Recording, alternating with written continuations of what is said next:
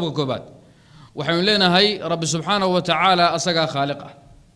dunida inteedo kale iyo makhluuqaadka oo dhanna waa makhluuqin la abuuro waa oon iyo dad la abuuray way ilaahay waa khaliq subhanahu wa ta'ala wixii ka soo harayna waa makhluuqin cid maanta sheegan kartay ama hadda korba sheegatay inay adduunka iyo oonka ayagu abuuran ma jiraan hal nafaro bin aadam oo sheegtay lama hayaalay al idlaaq ninku u badnaa fircawn aha masar buu sheegtay in yaro masar oo qaahire wixii ka agdhawaa buu sheegtay طيب iyo nin yiraahdo anigu ilmaha ana abuuray ilmahayga nin laakiin dunida oo dhanba wareegaysa sheegto yiraahdo waxa malaa'iga ama jin ama ciriir dhul ama hawo wareegaysa ama oon iyo geeday dhir ah ana abuuro ana adduunkan ku amar taagleynayay ilaa yoomina hada lama hayo lama heli doon طيب taa waxay tusaysaa ruux kasto bini aadam fitra ahaan waxa kun inuu i'tiraafsan yahay rabbinimada ilaahay subhanahu wa ta'ala oo saadartay tawxiid rububiyya wax khalqo inkiray majran fircawn oo asagu marar badan muujiyay inuu inkirsan yahay qalbi ahaan iyo run ahaan aaminsanaan inuu rabbi subhanahu wa ta'ala khaliqa kaliya uu yahay saadartay waxa leeyahay lahu al-khalqu wal amr tabarakallahu rabbul alamin hal min khaliqin ghayru allah inta waxay cadeynaysaa wahdatul khaliqiyya abuuruhu inuu hal mid yahay bay cadeynaysaa inta kalena ay yihiin makhluuqin la abuuray taa marka waxay keenaysaa maamulka iyo fulinta iyo qorsheynta iyo raacida intuba inay ka soo fulayso hal meel ka soo fulayso oo adduunku uusan maamuli karin waxaan ahayn hal jaabas maamuli karto oo Allah subhanahu wa ta'ala marka inta waa ogolaano nin maanta diidan in rabbi khaliqiisi yahay ma jiraan ninka afka ka diidana qalbiga ayuu ka i'tiraafaya ka rumaysan yahay qodobka labaad ee raac waxa weey waxaan leenahay maadaama aan ogolaano in rabbi khaliq yahay inta kalena ay oon rabbi abuuray yihiin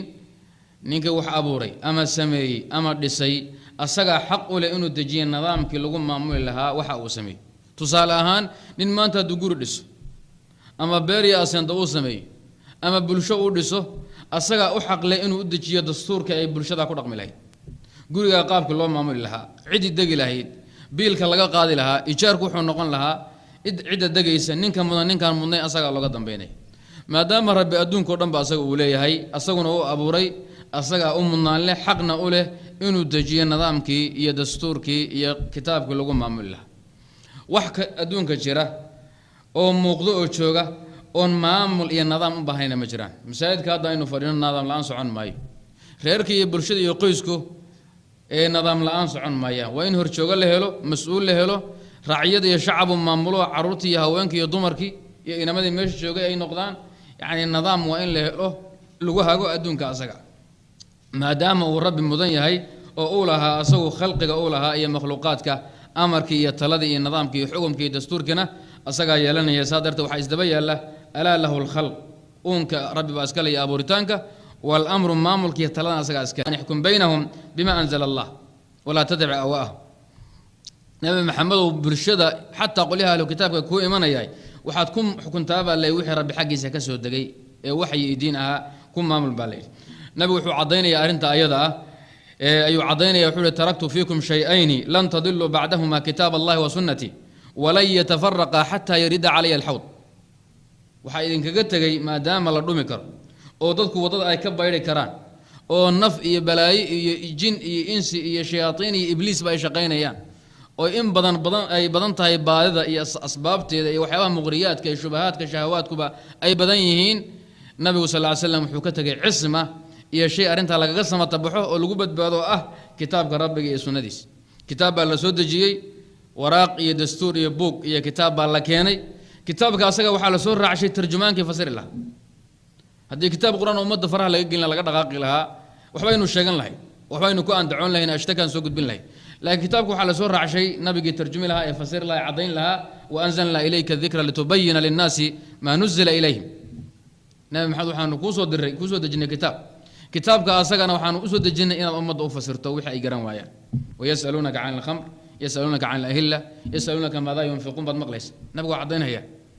يسألونك عن الأنفال يعني وحكى الصحابة كإيش قال نبغى ويدينين وأنا أفسري تيمرك الله ويديو نبغى علم يدوسن هينين ربي بكور سجها كدبنا ولا جت جواب يجري صادرت بلواتني صدح سنة القرآن كود جاي كل هو وقائع لي حالته سعودي ما كان له قيميني نبغى حول كتابك ربي جاي iyo sunnadaas in kaga tago intaad ku dhagantihiin dhumi maysan baadin noqon maysan كتابك iyo sunnaduna kala tagi maayaan ilaa ay xawtay u yimaadaan kitaabka quraanka oo socda iyo sunnadii saxiixadeeda oo socota ayaa nabiga maalinka qiyaamo xawdka lagu keeni doona darka muslimiinta nabiga ka waraabin doona intii loo diiday mooyeen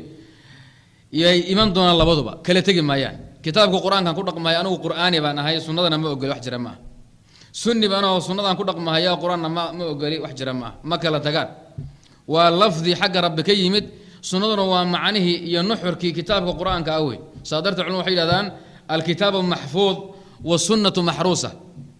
kitaabku waa mahfuuzo inna nahnu nazzalna dhikra wa inna lahu lahafidun weey sunnaduna waa mahruusa waa la ilaaliya aima iyo jahabida iyo culama ilaalisa markastoo zanaadiqo iyo wadaacini kadabin soo baxaan culama rabbi u saara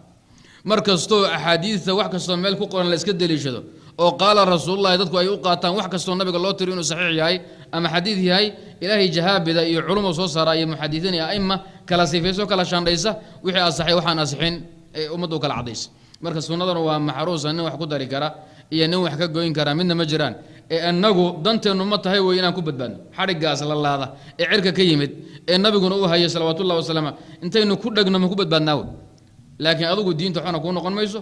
sunnadu waxba ku noqon mayso kitaabka quraanka meel la ka jabi maayo adoon baa marna ku wanaagsananaya ku badbaadaya marna ku xumaanaya xadiidka xaakim iyo غيركii baa soo saaray can abi hurayra waa xadiis saxiix ah waxaan uga jeednaa wuxdatu alkhaaliqiyya waxay keenaysaa wuxdat alxaakimiyya ama wuxdatu alkhaaliqiyya waxay keenaysaa wuxdat alxaakimiyya abuurihi maadaama uu keligii yahay arrintaa waxaa ka laazimaya xaakimku inuu keligii noqdo حاكمكم إنه كلجنا إن الحكم إلا لله هو إنه كلجي هي ما كان لازم يصير